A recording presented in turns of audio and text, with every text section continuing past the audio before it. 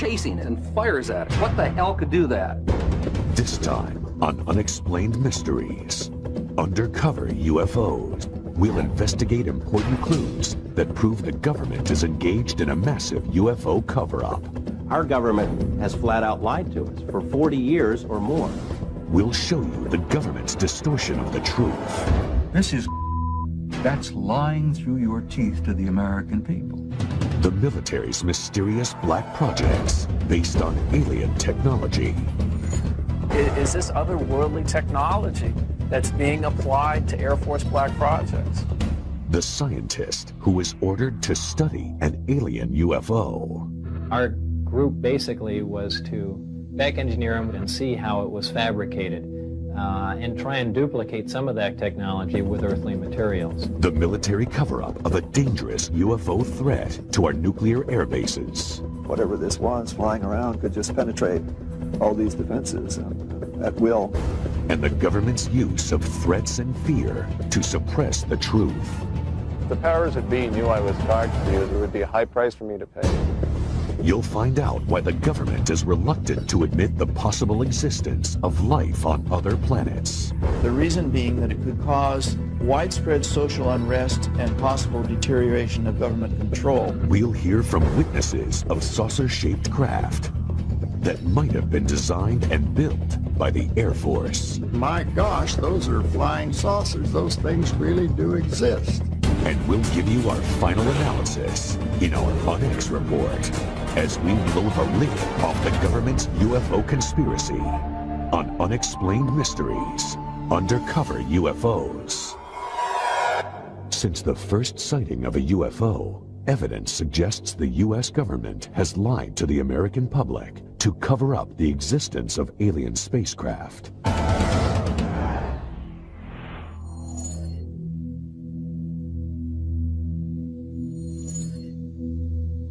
Our government has flat out lied to us for 40 years or more. They've threatened people and intimidated people. They've spied on UFO groups, infiltrated UFO groups, spied on researchers, compiled dossiers. Their response is bordered on paranoia. The CIA says that it does not collect information on UFOs, and it hasn't since the 50s. There are reams of documents squeezed out of the CIA that indicate that they have on staff CIA UFO experts, agency personnel monitoring the situation on an ongoing basis. They lie. The Air Force studied UFOs closely. A squadron of pilots had a unique mission: find and photograph UFOs. Pilot Guy Kirkwood witnessed an amazing scene: 16 unidentified objects 2 miles away. They broke rank and just started moving all over. They were below us, they were above us, they were out in front of us, and accelerating, literally at lightning speed. And a dot in the distance, maybe several miles away from you at that point, maybe a pencil point, all of a sudden closing on you at the rate of several thousand miles an hour, and a 36-foot object, which is basically almost the same size as our aircraft, a 36-foot wingspan. But all of a sudden this thing is just closing on you faster than you're able to think. The Air Force suddenly terminated the UFO search squadrons. Years later, Kirkwood started talking about what he saw, and 2 government agents accosted him. And they said, well, the government doesn't like the information being released, and to continue could be detrimental to your health. UFO experts maintain that the U.S. government conducts research at a top-secret base in Nevada, known as Area 51. An aerospace engineer who worked there could not believe what he saw. Got out of the bus, I was told to walk directly through the hangar, and immediately, even before entering the hangar, you can see the edge of a disc. This is your classic flying saucer, 2 inverted pie plates, if you wish, with a segmented larger area dome on top. Within minutes of that, I finally realized that this had nothing to do with something the government was producing. And that was quite shocking because everything inside was small. This is a full-size craft, 30, 35 feet diameter, maybe 40. But you're looking at seats that are,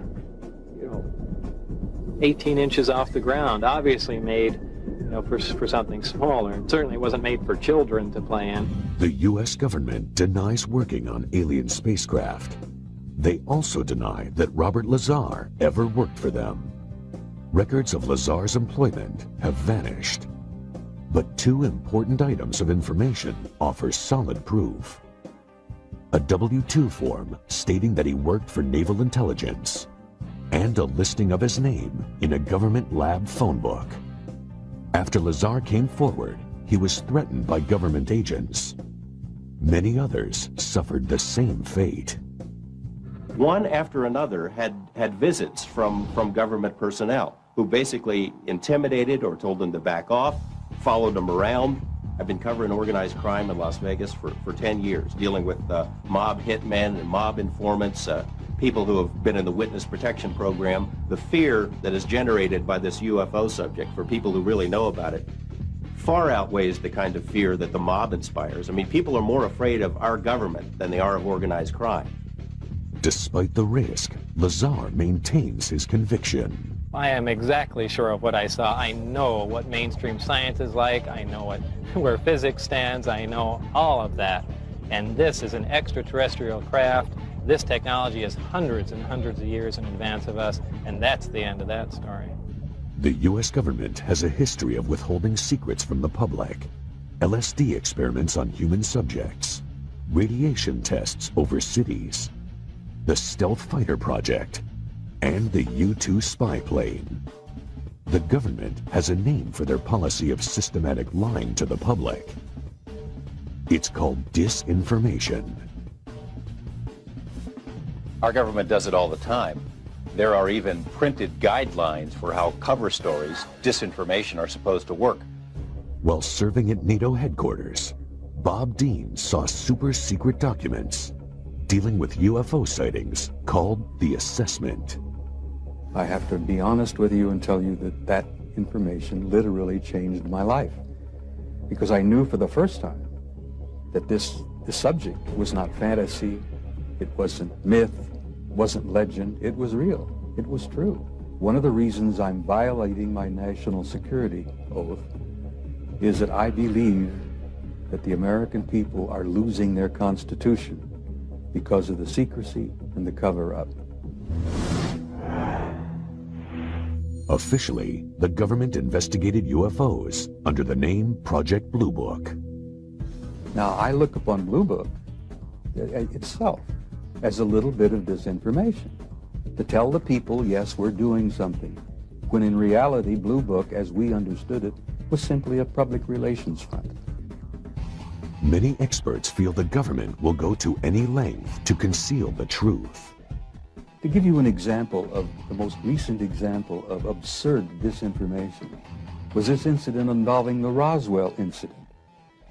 First, the Air Force says it was a weather balloon. And 50 years later, they said, gee, guys, we're sorry. It really wasn't a weather balloon. It was much more than that, but it was a balloon. Project Mogul. Well, I'm tempted to use terms that you'll have to bleep out. This is that's disinformation. That's lying through your teeth to the American people. And if that isn't disinformation, I don't know what is.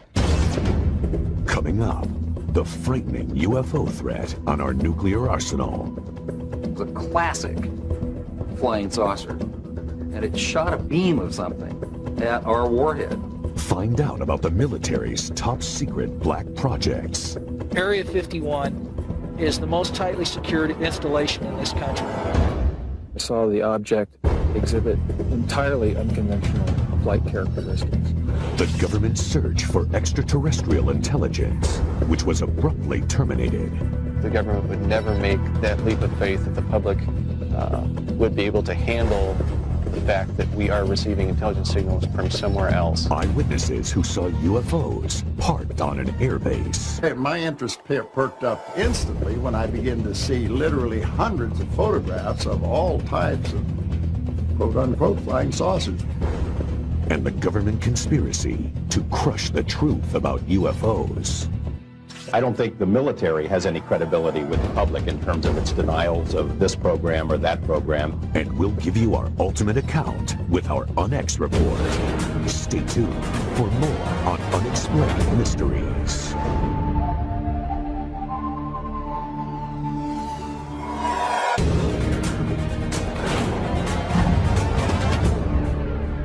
Unexplained Mysteries, Undercover UFOs.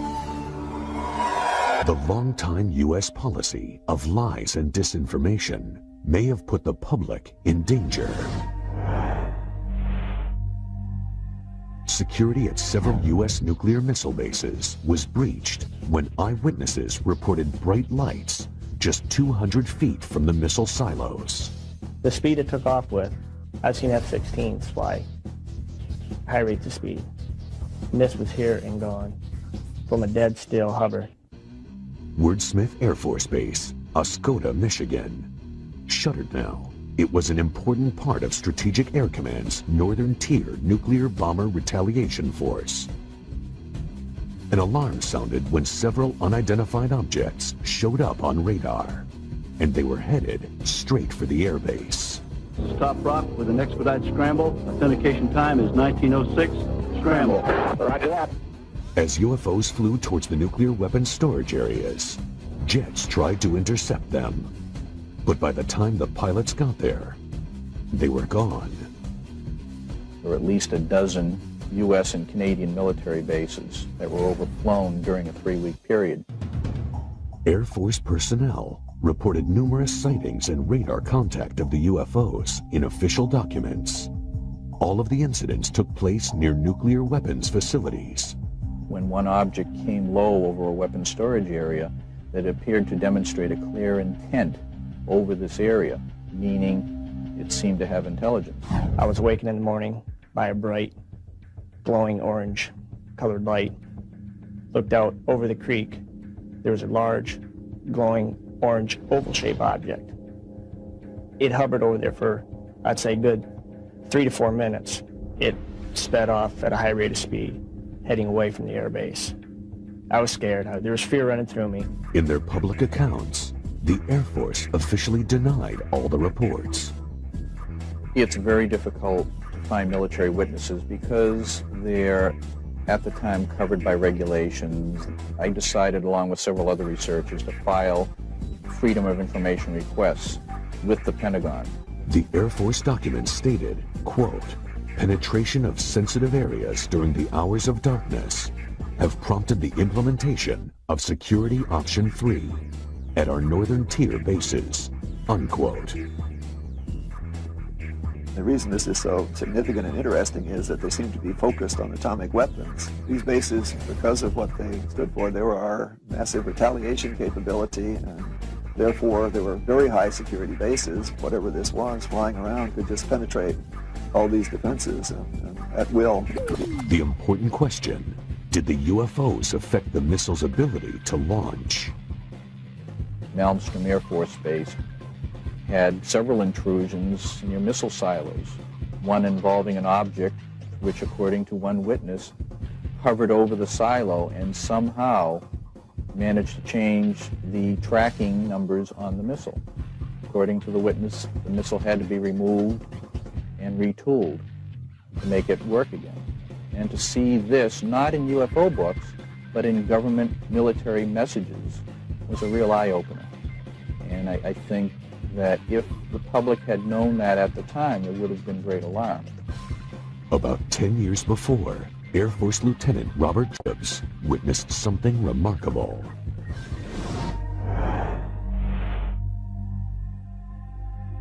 Hair's going up on the back of my neck right now thinking about it, just remembering that day.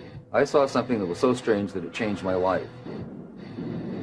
Jacobs was in charge of a special unit that filmed Minuteman and Atlas missiles during launch tests from Vandenberg Air Force Base in California. So my job was to provide photographic documentation from 30 or 40 different camera positions for each launch. We locked onto the missile and we saw all 3 stages of powered flight. The camera followed the missile through its successful flight. Now what we didn't know is what else we had got besides the missile. Soon after, Project Director Lorenz Matzman called Jacobs into his office. There were two guys in gray suits in there, civilian clothes. They were not in the Air Force. They were from somewhere else. They never identified themselves. They could have been CIA, OSI, OSS. All four of the men watched the film of the missile flight. The nose cone spread out. The warhead was quite plainly visible. Something flew into the frame. What I saw was a circular object. It was a classic flying saucer. And it shot a beam of something at our warhead. You have to imagine this thing is flying along at several thousand miles an hour. This stuff is flying along, and something comes into the frame and chasing it.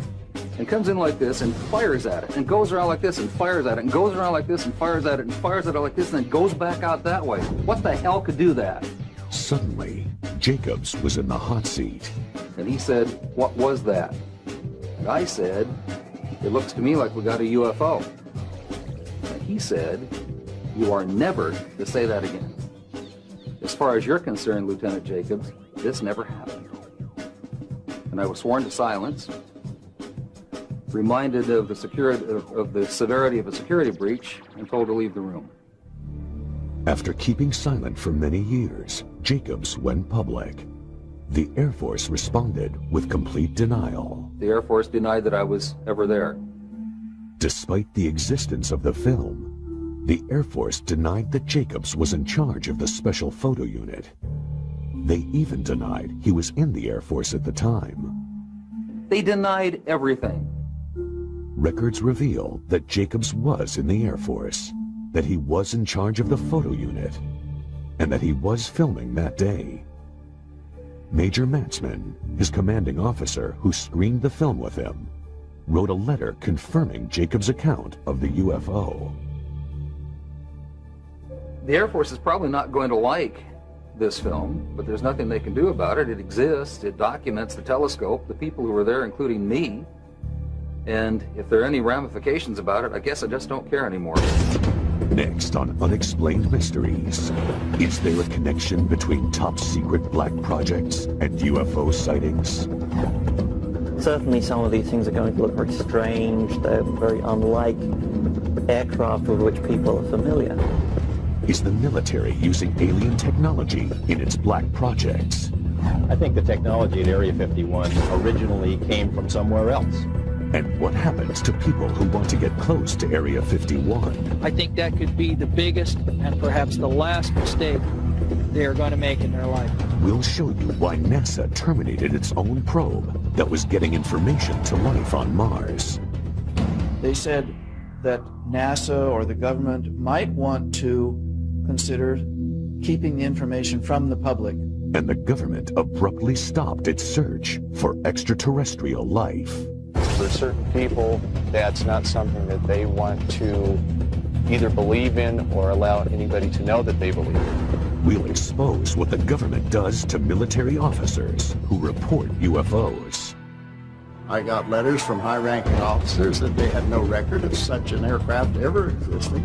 And we'll sum up the UFO conspiracy in our Unex report. There's much more to come on Unexplained Mysteries. Undercover UFOs. Black projects. That's the name for secret military development efforts. Certainly some of these things are going to look very strange. They're very unlike aircraft with which people are familiar. There seems to be a connection between black projects and UFO sightings. Well, certainly the history of the flying saucer phenomena suggests that in the past, classified programs resulted in a lot of reports of flying saucers. And if you see all of the instances where conventional aircraft have been misinterpreted as flying saucers, it's quite easy to understand how unconventional aircraft could receive a similar misinterpretation. In the Nevada desert, we have things out there that are literally out of this world. Groom Lake, Nevada, also known as Area 51, where experts believe the military is working on top-secret projects. They have a hangar.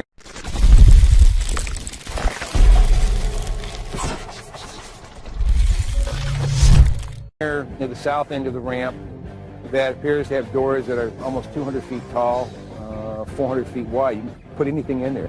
One of the problems associated with Groom Lake is the fact that it is a place that does not officially exist. Area 51 is the most tightly secured installation in this country. It's guarded both over the air and on the ground by elite Air Force security police and Department of Energy special response teams. If someone came to me and said there's just absolutely nothing, that's secret, and they decided they were going to hike into Area 51, I think that could be the biggest and perhaps the last mistake they are going to make in their life. There are rumors of a secret project called Aurora, in which the Air Force is said to be inventing a craft using highly advanced technology. I think there's a strong possibility that we have recovered some sort of alien technology and are trying to incorporate that into military programs. Are they really hiding something that's totally alien?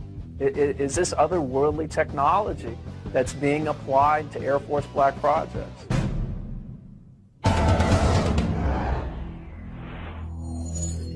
Sonic booms have been reported in Los Angeles, evidence of high-speed, unidentified craft. They've been traced back to Groom Lake, Nevada. We really can't tell what's moving. The only thing we see is a sonic boom, and that's telling us that something is moving faster than the speed of sound. So actually, we can't even tell it's an airplane. The military maintains its position of denial. Every time that there's a story about Aurora or the TR-3A Black Manta in the Popular Science or the New York Times or something else, Congress calls the Pentagon on the carpet and says, what's the deal? They want to know if these planes exist. And every time they've asked about those planes, they've been told there is no such thing. The military's established a pattern of denial concerning these highly capricious wild aircraft beginning in the late 50s and continuing to this day. 2 UFO experts investigated Area 51 up close. They saw several red-orange objects in the sky. They started at great height, seemed to descend, and then flared out. It was startling. Then a series of silver pewter flashes went directly across the horizon at terrific speed. One of these silver flashes went directly up into the air. The bottom one seemed nearly to hug the ground. When they tried to leave the base, they were stopped by security. Boom. Headlights come on. There was an M16 pointed at us. And here we were faced with a life and death situation. But we also knew that we had crossed the line back into public domain, and therefore we were saved. 3 months later, Mark Farmer saw the same red-orange flying objects.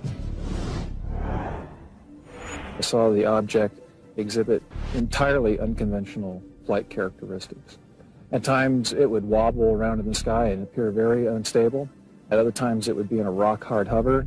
It was an oblated sphere, multicolored, crimson on bottom, blue-green on top, much brighter than anything else in the sky. Robert Lazar, the aerospace engineer who worked at Area 51, is convinced that these objects were experimental Air Force craft developed from alien technology. He claims there are at least 9 flying saucers stored there. I was part of a back engineering group, and our job was basically to look at these recovered discs, and I say recovered because I don't know really where they came from. Whether they were given to us, we found them, shot them down, who knows what. But our group basically was to back engineer them, which means to start with a finished product and go backward and see how it was fabricated, and try and duplicate some of that technology with earthly materials. To me, Bob Lazar is credible. Over the past couple of years, I've spoken to literally dozens of people who have worked at that facility out there in Nevada. I think the technology at Area 51 originally came from somewhere else. The military disavows any knowledge of the alien technology program. I don't think the military has any credibility with the public in terms of its denials of this program or that program. They've denied the U-2 existed, they denied the SR-71 existed, they denied working on stealth. All of those programs suddenly were unveiled. Coming up on Unexplained Mysteries, the destruction of one of NASA's most valuable space probes. Was it intentional? It did not lose transmission. They turned it off. The promising search for extraterrestrial intelligence that the government ended abruptly. If our government knew that we got signal from outer space, they'd clamp a lid on it. The mysterious UFO sightings on the ground at MacDill Air Force Base. It was nearly 100 feet across. The military headquarters for a secret UFO intelligence team. Wright-Patterson had something unique to our government, and that was the Technical Intelligence Organization. And the government's refusal to divulge UFO secrets. A lot of people say, well, how can something be kept secret? The F-117 stealth fighter was kept secret for approximately 10 years. And you'll get the ultimate rundown with our Unex report. More secrets, more revelations. Next on Unexplained Mysteries. Unexplained Mysteries, Undercover UFOs. The government's cover-up of alien life extends to other planets. The unmanned Mars Observer was packed with sensitive data-gathering equipment. But it never completed its mission. NASA blamed the failure on technical malfunction. But experts think there's more to NASA's story. It starts with a strange area on the red planet known as Cydonia. It's quite possible that NASA knows more about anomalous structures on Mars, possible extraterrestrials, even structures on our moon that they're not telling us about. There is sufficient evidence to indicate that some of the objects on Mars may possibly be artificial. NASA says the objects on Mars are just light and shadow. But 3D imaging reveals something startling. I was quite interested with the first photos and release of the face on Mars. But particularly I thought it was interesting the pyramidal structures. Some of these pyramids appear to have even a central stairway running up and down them. The more we look at these structures, the more we can see that there's something amazing here. Did NASA create a convenient malfunction to hide archaeological evidence of alien life? If some people want to go far beyond the edge of what's accepted in terms of imagery, see patterns on the rocks of Mars or on the moon or in the rings of Saturn, my view to that is mazel tov. Go ahead, do it. Try it out. Make the proposals. These objects, if you measure carefully from the tops of the 5 that surround this city square point, you find an almost perfectly symmetrical pentagon. The Brookings Institution prepared a report for NASA. It contains a shocking recommendation. There is a section on what might occur if evidence of extraterrestrial existence was found on other planets. They said that NASA or the government might want to consider keeping the information from the public. The reason being that it could cause widespread social unrest and possible deterioration of government control. NASA claims the observer had an electrical failure. It did not lose transmission. They turned it off. And they turned it off after the instructions for going into orbit had been uploaded to the spacecraft. It was possible then that the spacecraft would go ahead, follow out those instructions, and go into orbit. Before we start saying how these rocket scientists messed up, and they did mess up, we have to keep realizing just how tough these projects are. That we're doing things out there in space every time we do it that no one even thought was possible a few years or decades ago. The search for extraterrestrial intelligence. Huge radio telescopes aimed at the sky. Their purpose? To capture radio signals from alien civilizations. But the program is shrouded in secrecy. I think if our government knew that we got signals, a dedicated signal from outer space somewhere, they'd clamp a lid on it. Our source, a space program engineer, knows the risks. If the powers that be knew I was talking to you, there would be a high price for me to pay. After years of denying the existence of UFOs, the government abruptly decides to spend millions on searching for aliens. But there's a catch. It's very hard to believe that the government would allow something this extraordinary to be released to the general public without scrutiny and censorship. In the Mojave Desert, the government set up Goldstone Station on a military base. It's RF quiet, which means there's not a lot of background noise when they're looking for signals. It's really ideal for this type of search. Soon after coming online, the telescopes picked up signals called hits. There were hits that were taken seriously. There were 3-4 hits, to my knowledge, that were strong, and it could potentially be a signal from an extraterrestrial intelligence. Then, the government suddenly shut down the program. It was a cheap shot for the budget posers, for the so-called deficit hawks. It's always easier to make fun of something that you or enough of your constituents don't understand. But some experts take issue with that explanation. If they embrace the concept of looking for alien signals, they also have to acknowledge the fact that the alien signals are coming from an extraterrestrial intelligence somewhere. And for certain people, that's not something that they want to either believe in or allow anybody to know that they believe in. Some people believe the National Security Agency killed SETI because it feared the public would panic.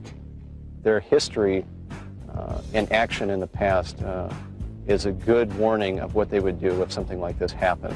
SETI was resurrected by several major corporations and renamed Project Phoenix.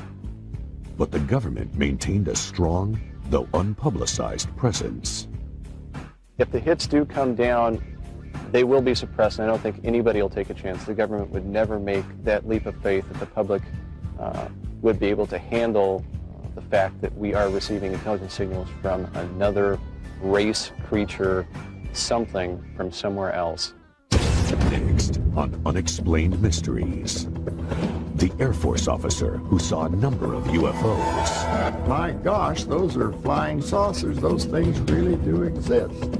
Or were they experimental military planes? A lot of people say they're from deep space, but they could just as easily be from this world. Find out how the military dealt with questions about the aircraft. They had no record of such an aircraft ever existed. And we get to the truth about the UFO conspiracy in the UNX Report, next on Unexplained Mysteries. Unexplained Mysteries Undercover UFOs. Reports are increasing of UFOs spotted at air bases, but with a striking difference. These craft are on the ground. MacDill Air Force Base, Florida, 1967. An officer witnesses an inconceivable sight. We were near a restricted area of the base, and all of a sudden we saw 4 aircraft parked out there, and our immediate reaction to each other was, my gosh, those are flying saucers. Those things really do exist. Pickett published the Air Force Base newspaper. He wanted to do an article about the craft he'd seen, including photos. I was called up to the Adjutant General's office. He went over to a file cabinet and got out a whole bunch of photographs. And he proceeded to lay these photographs out on a large table so that I could look at them. Well, of course, my interest perked up instantly when I began to see literally hundreds of photographs of all types of quote-unquote flying saucers. The Air Force refused to allow Pickett to publish the article. That night, eyewitnesses in Miami reported a large number of UFO sightings. At the airbase the next day, the flying saucers were gone. The images have haunted Pickett for years. Desperate for some kind of explanation, he recently contacted former Air Force intelligence officer George Filer. A lot of people say, well, how can something be kept secret for 50 years? Well, I point out that the F-117 stealth fighter was kept secret for approximately 10 years. And most of us didn't know that it existed until the government released the information. I pointedly asked him, not only are these where the flying saucers stories came from, is this what they were? And he said, yes. Well, I was awestruck. I couldn't really believe I was seeing what I was seeing. Some of those photographs had many, many aircraft in them, and they were all easily identifiable, as Air Force photographs are, And I asked him, well, how high and how fast could these things go? You hear all these stories. And he said, well, this particular aircraft could go fast enough and high enough to actually achieve space flight. And I had no idea when he was telling me this story that it wouldn't be too long before they were declared non-existent. To this day, Pickett is determined to prove what he saw was real. This is an illustration of one of the largest ones parked down. In fact, it was the largest. It was nearly 100 feet across. But when Pickett tried recently to get the photographs and documentation of the craft, the Air Force said no. When I initially wrote, I began to get answers back. They didn't have the faintest idea of what I was talking about. I got letters from high-ranking officers that they had no record of such an aircraft ever existing. So I knew that it was top secret again. Many UFO experts believe the technology for the saucer-shaped aircraft came from an alien spaceship that crashed near Roswell, New Mexico in 1947. At that time, if the military had recovered a downed UFO, they would have transported it to Wright-Patterson Air Base in Ohio. Wright-Patterson had something unique to our government, and that was the Technical Intelligence Organization, so-called T2, or what became the Foreign Technology Division. This is the sort of division that would have been appropriate to use for the investigation of UFO research. 3 former Wright-Patterson employees filed aircraft patent requests. The designs looked suspiciously like flying saucers. Some people think their inspiration was the extraterrestrial craft that crashed near Roswell. So there's something out there that people are seeing. And the question, of course, is who do they belong to? A lot of people say they're from deep space, you know, but they could just as easily be from this world. Next, the Onyx Report. The answers you want to hear about UFOs. Are they alien spacecraft, military aircraft, or advanced Air Force vehicles based on harvested alien technology? You'll hear the final word on the possible UFO threat and military cover-up. And we'll take one last look at the military's intimidation of innocent UFO eyewitnesses. We'll wrap it all up for you with our Unex Report when Unexplained Mysteries returns.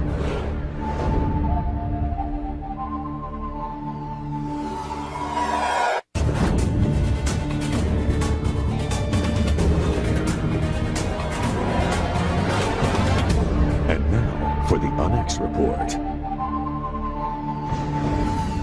Experts believe the U.S. government is conducting a massive conspiracy to keep evidence about UFOs and aliens from the public. The military has established a pattern of denial concerning these highly capricious wild aircraft beginning in the late 50s and continuing to this day. Thousands of witnesses have reported seeing unknown flying craft with similar details. A 36-foot object, which is basically almost the same size as our aircraft, a 36-foot wingspan. This is a full-size craft, 30, 35 feet in diameter. This is your classic flying saucer. And something comes into the frame and chasing it. And comes in like this and fires at it. And goes around like this and fires at it. And goes around like this and fires at it and fires at it like this and then goes back out that